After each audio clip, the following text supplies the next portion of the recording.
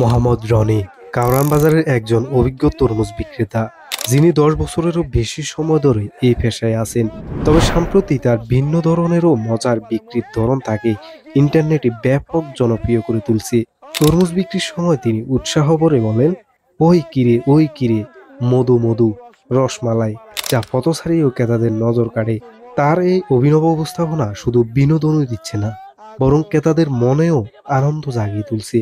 তার সাথে তিনি পাকা ও রসালো তরমুজ চিনতে পারেন, যা তার দীর্ঘ অভিজ্ঞতারই প্রমাণ।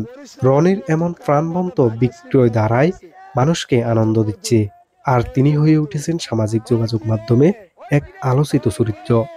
আপনি কি হাতিয়া নিউজ চ্যানেলে নিউজ পাঠাতে চান?